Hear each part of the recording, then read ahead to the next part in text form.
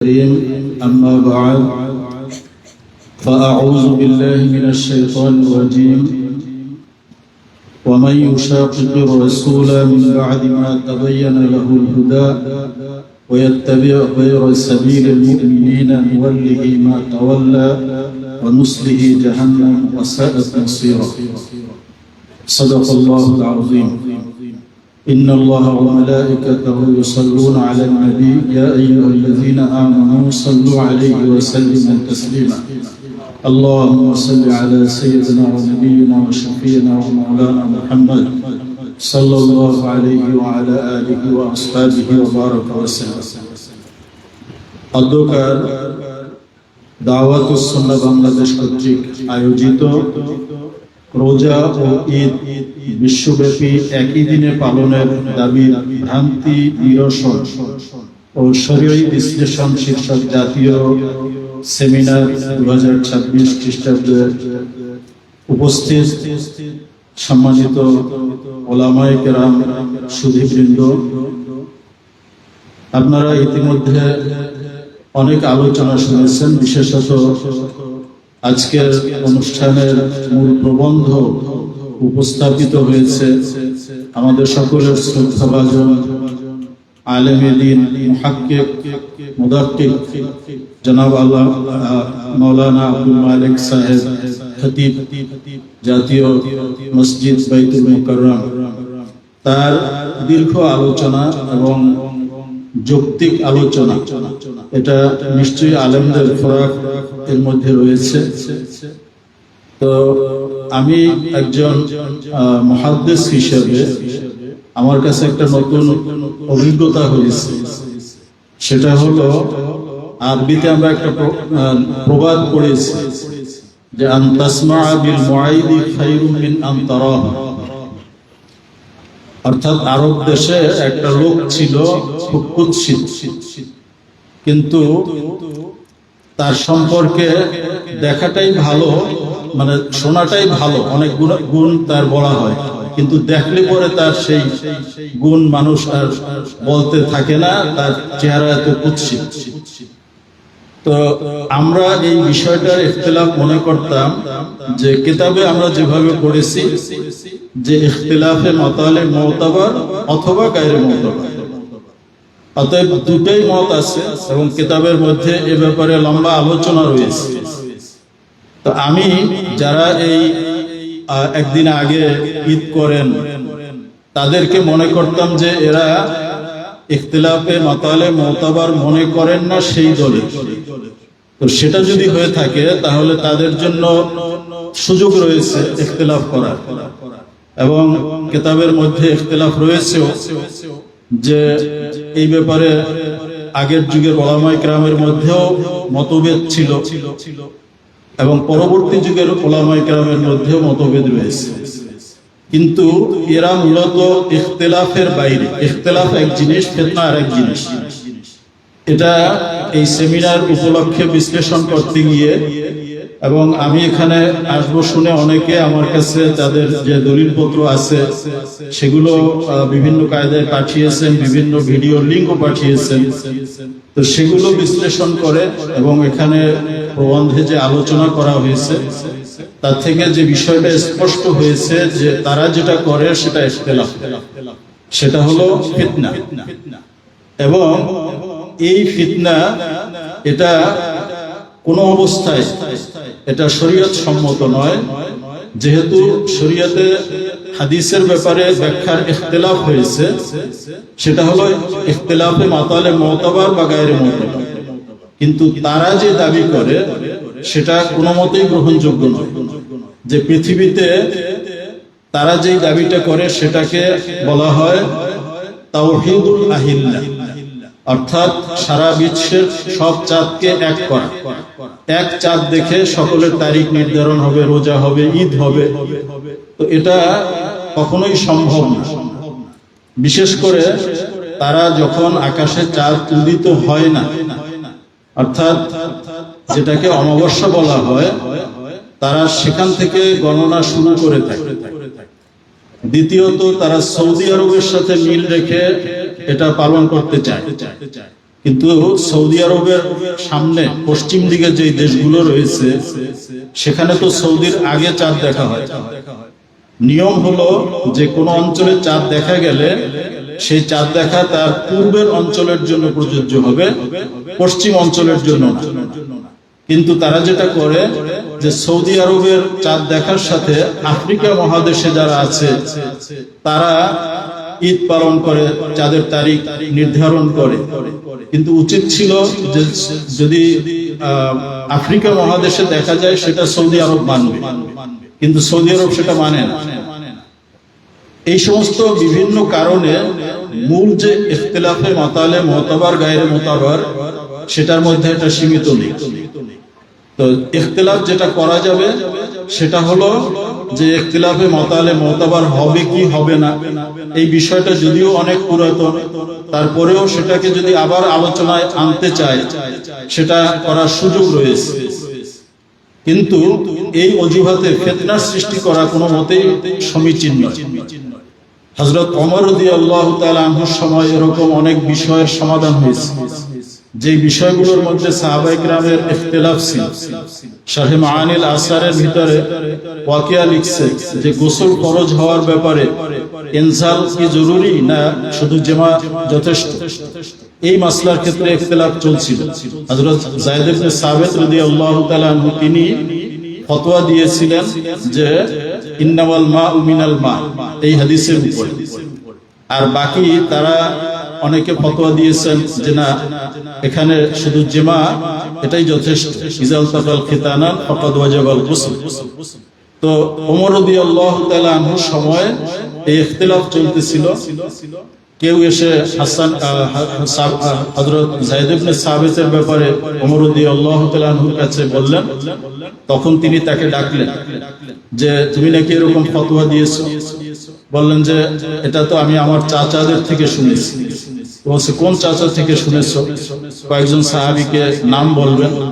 ওমর রাদিয়াল্লাহু তাআলা তাদেরকে জিজ্ঞাসা করলেন।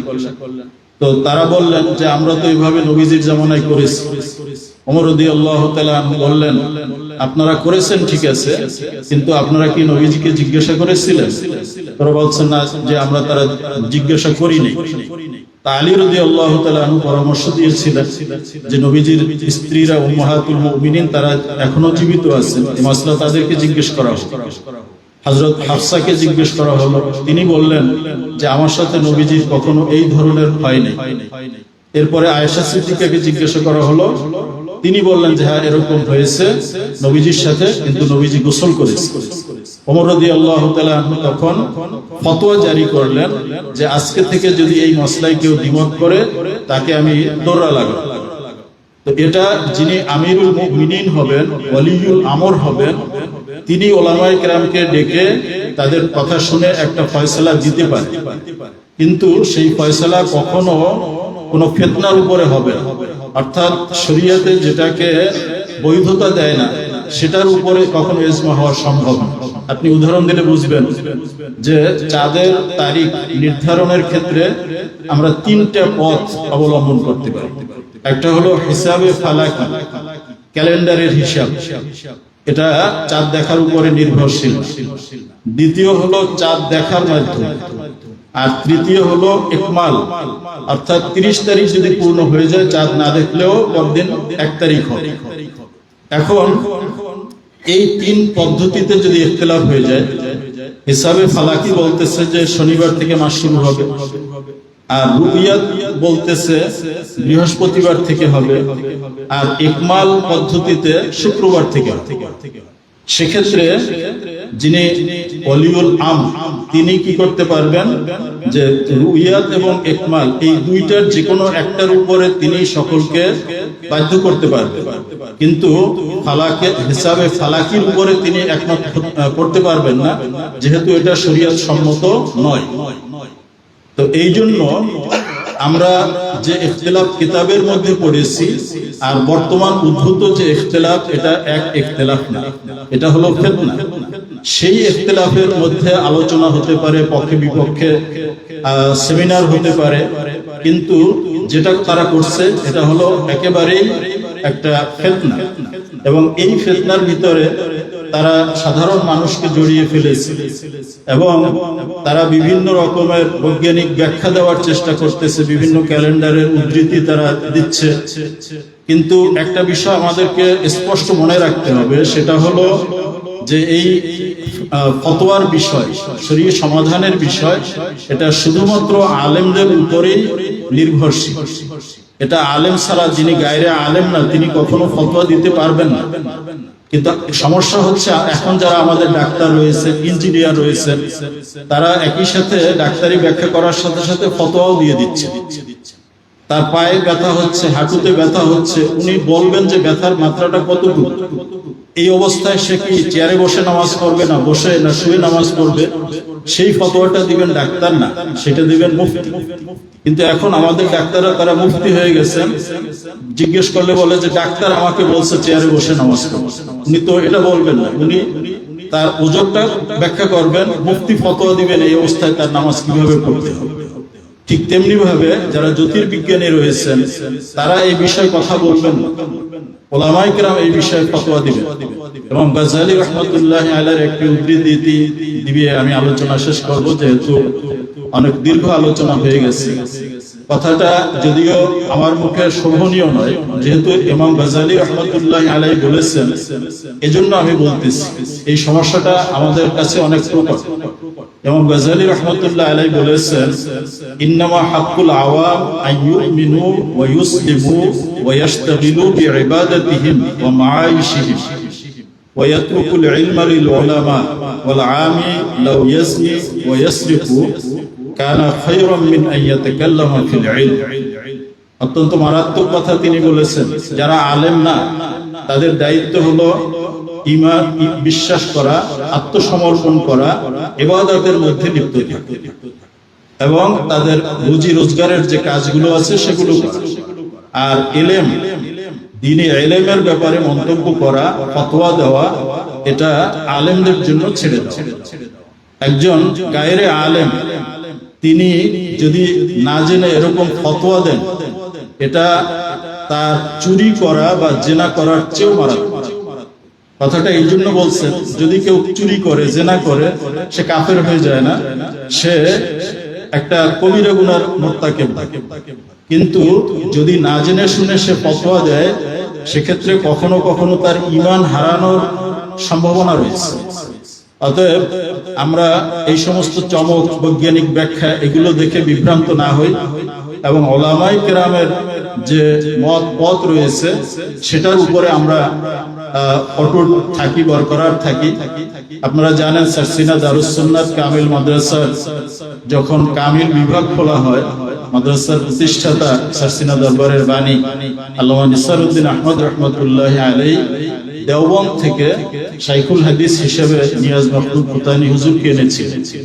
হুজুরের মতো একজন বিদগ্ধ মুহাদ্দিস আসলে খুবই দুষ্প্রাপ্য, কিন্তু তার ব্যাপারে মানুষ কম জানে। এর জন্য, যেহেতু তিনি তাসনিফাত করেন নাই, তিনি তার ছাত্রদের ভিতরেই মাশহুর ছিলেন।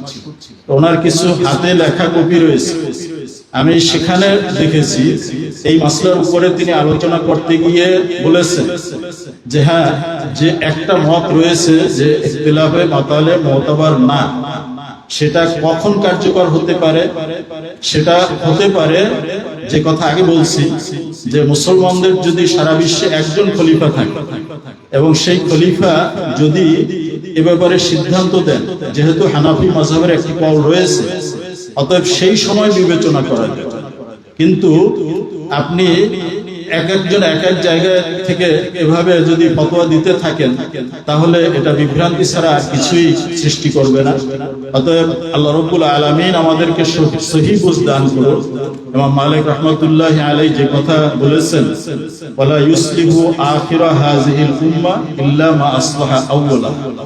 নতুন কোন মাসলা, নতুন কোন গবেষণা এটা কখনো সমাধান নিয়ে আসতে পারে না। আমাদের সালফে সালিহিন আকাবের তারা যেভাবে আমাদেরকে পথ দেখিয়েছেন সেটাই নিরাপদ, সেটাই উম্মতের জন্য কল্যাণকর। আল্লাহুম্মা আরিনাল হাক্কা হাক্কান ওয়ারযুকনা ইত্তিবাআ ওয়া আরিনাল বাতিলা বাতিলান ওয়ারযুকনা ইজতিনাবা। আসসালামু আলাইকুম ওয়া রাহমাতুল্লাহ। জাযাকুমুল্লাহ, অসংখ্য ধন্যবাদ। সম্মানিত উপস্থিতি, আমরা অনুষ্ঠানের একেবারে শেষ পর্যায়ে এসে উপনীত হয়েছি। এই পর্যায়ে আমাদের সামনে গুরুত্বপূর্ণ আলোচনা পেশ করবেন